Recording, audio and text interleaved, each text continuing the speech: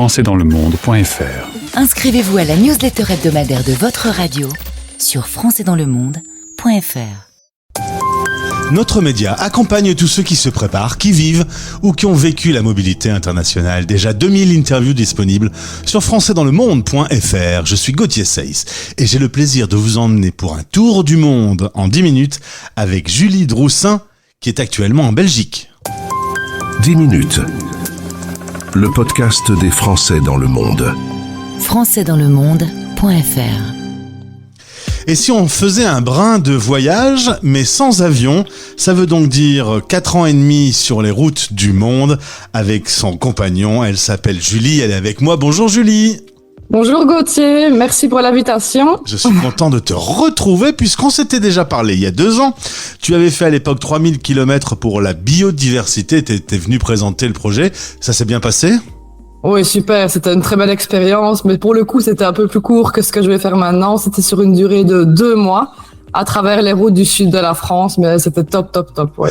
Là, on va parler d'une idée qui t'est venue, presque un peu en gag au début, en farce. Oui, c'est ça, parce que mon compagnon ne supporte pas l'avion. Moi, j'avoue que ça me déplaît pas plus que ça, mais lui, il déteste ça. Et moi, je travaille, donc en fait, mon métier, c'est d'organiser des voyages éco-responsables. Et on adore tous les deux le voyage, mais c'est vrai qu'avec ma vision du voyage, je me voyais mal partir explorer le monde en utilisant l'avion constamment.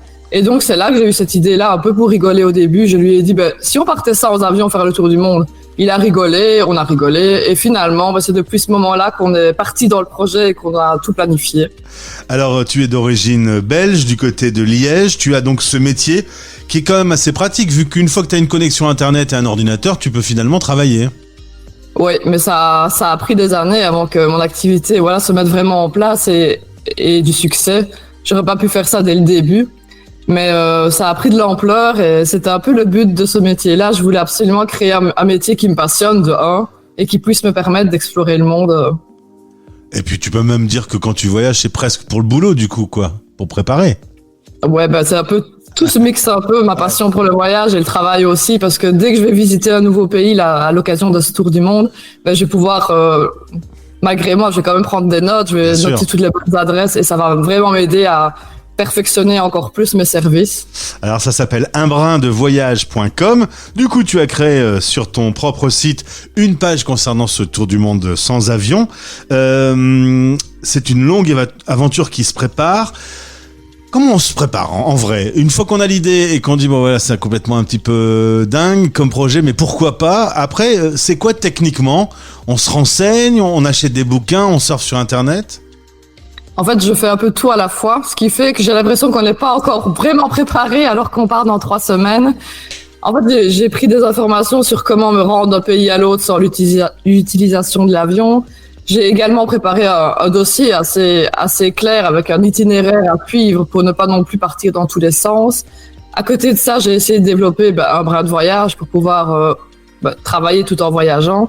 J'ai commencé à faire des demandes de sponsoring. C'est un peu tout qui se mélange, mais pour tout vous avouer, on est à 3 semaines du départ et on a uniquement réservé le premier ticket de train. Alors, en vrai, si on retire l'avion, il reste la marche, ça c'est sûr, le vélo, la voiture et le train, ce sera plutôt pour changer de pays, d'un pays à l'autre, ce sera plutôt le train qui sera privilégié. Oui, au début du voyage, en tout cas, on va se focaliser sur l'Europe et je pense que ce sera quand même le train qui sera le moyen de transport le plus souvent utilisé. Alors, en l'occurrence, vous avez fait plus ou moins une organisation. Pendant 1 an et demi l'Europe, ensuite vous arriverez en Asie. Vous repasserez par l'Europe pour descendre en Afrique, puis l'Europe pour partir a priori en bateau, en voilier, pourquoi pas en Amérique. C'est vrai qu'il y a beaucoup de solutions aujourd'hui où on peut monter à bord d'un bateau en donnant un coup de main. On paye pas vraiment, mais on donne un peu de son savoir-faire, même si ton savoir-faire sur un bateau aujourd'hui, il est pas là. Ouais, mais justement, c'est vraiment ce type d'expérience un peu unique, insolite, que j'ai jamais testé. C'est vraiment ça qui me motive dans ce projet de tour du monde sans avion. Je pense que si on prenait l'avion, ça me brancherait pas autant et je ne serais pas aussi excitée à démarrer l'aventure. Et tout est un peu de l'imprévu. On verra au fur et à mesure comment ça se passe parce que l'Amérique, on y sera en 2028, donc j'avoue que j'ai encore un peu du mal à me projeter là jusque-là. Tu sais d'où vient cette passion pour le voyage, d'avoir ton agence de voyage à toi, de te lancer dans ce genre d'aventure? Ça vient d'où? Ou de qui? Non, je dirais pas que ça vient de ma famille. Je sais pas trop d'où ça me vient, mais je me souviens que depuis que j'ai 10 ans, je ne parle que de voyage à toute ma famille. D'ailleurs, au début, je leur disais que moi, quand je serais plus grand, je ferais un tout le tour de l'Australie, que c'était mon premier rêve. Et tout le monde me disait que c'était beaucoup trop cher de se rendre en Australie. Mais au résultat des courses en 2018, j'ai fait le tour entier de l'Australie. Et je me souviens que mes parents me disaient que ça revenait quand même assez cher de voyager. Et je passais mon temps, déjà à 12 ans, dans des catalogues d'agences de voyage, à rechercher les meilleurs plans. Je montrais, regardez, telle date, tel hôtel, mais c'est abordable. Oui, depuis toujours, j'ai cette passion-là, mais dire d'où elle vient, non, je ne sais pas. Je crois que c'est ce besoin de découverte qui... Alors du coup, on parle de l'argent, c'est le bon moment. Ça coûte quand même, hein, ces billets de train, tout ça. Enfin, ils vont pas tomber du ciel. Et puis voyager, c'est se loger, c'est se nourrir. Certains auditeurs doivent se dire, mais comment Julie et Michael vont faire pour s'en sortir? Alors tu le disais, tu vas continuer à travailler pour ton agence de voyage, mais est-ce que tu as dû mettre un peu d'argent de côté? Est-ce qu'il y a des assurances particulières? Oui, on a un peu d'argent de côté. Après, pas du tout, pas énormément non plus. Le budget du Tour du Monde global, si on compte les 4 ans et demi de voyage et un peu de matériel que j'ai dû me procurer au niveau photographique, etc., on est à 150 000, plus ou moins 30 000 par année pour deux. Et non, on n'a pas ce budget-là en poche, mais on compte. Moi, je compte travailler, continuer mon activité sur place. Mon compagnon, il parle 6 langues, donc il compte également. Il a toujours travaillé dans l'hôtellerie, donc il compte essayer d'avoir des petits boulots à gauche, à droite à ce niveau-là. On fait des demandes de sponsoring à diverses sociétés. Ça, on va le faire tout au long du séjour. Et au niveau des assurances, tu pensais, c'est-à-dire, Gauthier? Ah bah il y a des assurances un peu s'il faut être rapatrié, des choses comme ça coûte un peu d'argent. Oui, justement. Mais en fait, moi, je travaille au quotidien avec une assurance que je conseille à mes clients. Je sais pas si je dois la citer tu ou peux la pas citer, la citer. hein, c'est l'occasion, hein, comme ça ils vont. Oui, donc c'est Ava, l'assurance Ava. Ouais. Et eux, c'est les premiers à avoir répondu à ma demande de sponsoring. Et ils ont accepté qu'on collabore ensemble et entre guillemets, ils vont me l'offrir pratiquement. D'accord, c'est une bonne en affaire. échange de visibilité, etc. Donc ouais, voilà. Alors Julie, un certain nombre d'auditeurs sont en couple, hein. Il y a des fois, il y a des hauts, il y a des fois, il y a des bas.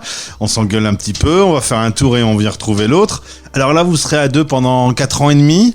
Est-ce que vous avez un petit peu imaginé ce que ça pouvait être? Parce qu'il y a pas mal de promiscuité quand même dans ce genre d'aventure. Ça va? Vous y allez confiant? Oui et non. Oui, dans le sens où le but du voyage, c'est vraiment de faire plein de rencontres, d'aller vers les autres. Donc, je me dis qu'on sera pas toujours et pas souvent que nous deux. Après, pour la petite anecdote, on habite ensemble que depuis le 1er mars. Ah ouais. Donc, la vie à deux, on la connaît pas. Vous allez découvrir. Ça, c'est sûr. Donc on part là au Danemark le 27 mai. Alors je dis on parce qu'on va rester ensemble, on va se retrouver de temps en temps. Tu reviendras sur la radio des Français dans le monde nous raconter un peu cette aventure en fil rouge. Avec plaisir. J'ai l'impression, alors c'est une impression Julie, mais que t'es pas hyper prête encore là tout de suite. Non, comme je disais, j'ai mon sac à dos depuis hier. On a uniquement le premier billet de train. On n'a toujours pas le logement du début. Et non, c'est pas réellement prêt. Ce que j'ai le plus préparé, c'est l'administratif. Donc à ce niveau-là, oui, ça commence à tout être peaufiné au niveau de mon travail. Mais pour le reste, je me dis qu'on verra au fur et à mesure. Et voilà. C'est un peu le but de ce voyage-ci, de prendre son temps. Et vous allez dormir où? Du coup, ce sera quoi, des Airbnb? Vous allez chercher des auberges de jeunesse? Ça dépendra vraiment, et j'aimerais bien aussi des fois loger chez l'habitant. C'est vraiment une envie que j'ai tout particulièrement. Et pour tout avouer, je pense que c'est ce qu'on va faire dès le premier jour où on va arriver à Copenhague. J'ai pris contact avec 2 personnes qui seraient d'accord de nous héberger là-bas, puisqu'il faut savoir que Copenhague, c'est très très très cher. Ouais. Et vu qu'on y reste qu'une semaine au Danemark, je vais pas vraiment me poser non plus pour bosser. Donc je pense que c'est la meilleure option et on va commencer par ça. Et il y a des sites internet de s'intégrer directement. Pour trouver les bonnes personnes, tout ça, il y a des réseaux, il y a des sites, il y a des applis. Bon, je pense comme ça, la première appli à laquelle je pense, c'est le Couchsurfing, par exemple. Après, on envisage aussi de faire du woofing peut-être de temps à autre. Donc travailler un peu sur place. Oui, c'est le but. Ben, moi, j'ai quand même mon activité à côté, mais je ne serais pas contre de donner un peu d'aide à gauche, à droite en plus. Et mon compagnon, ben, lui, il déteste tout ce qui est réseaux sociaux, donc il n'est pas du tout pour travailler en ligne. Il parle 6 langues étrangères, donc il va plutôt se focaliser sur la recherche de différents boulots. Et ma dernière question, la famille, elle pense quoi de ce genre d'aventure? Mais c'est complètement n'importe quoi, pourquoi vous faites un truc pareil? Ou alors à l'inverse, vous avez bien raison, découvrez le monde, partez à l'aventure, vous verrez bien. Ils nous disent tous qu'on a bien raison de le faire. La famille de mon compagnon est peut-être un peu plus stressée parce qu'il n'a pas l'habitude de partir comme ça. Moi, à côté de ça, je suis partie 1 an au Mexique, 1 an en Australie, donc ils ont un peu l'habitude de mes départs. Alors le site sur lequel on va pouvoir vous suivre, c'est Un Brin de Voyage. Un gros brin de voyage quand même, hein, cette fois-ci, pour le coup. Un gros bouquet, ouais. Eh bien, on vous retrouvera sur cette antenne de temps en temps. Tu nous raconteras un peu les pays que tu as traversés, les bonnes et les mauvaises rencontres. Voilà, partagez un peu aux autres ce que vous aurez vécu et avec une empreinte carbone minimale puisque vous ne monterez pas dans un avion. C'est votre particularité. Dernière chose, si des sponsors écoutent et qui peuvent trouver l'aventure séduisante, on va suivre, nous, Julie et Michael, dans les prochains mois, prochaines années. Donc, vous pouvez entrer en contact directement avec Julie. Prépare bien tes affaires. Petit conseil pour en avoir interviewé plein des Globetrotters. On regrette d'avoir pris trop d'affaires. Alors, vraiment, sélectionne le minimum du minimum, hein. C'est noté, ouais. Merci pour le conseil. Mais quand je vois la taille de mon sac à dos, je saurais pas emporter grand-chose. Très bien. Eh ben, bon début d'aventure à tous les deux. Et à très vite, alors. Merci Gauthier. À très bientôt. Français dans le monde. Français dans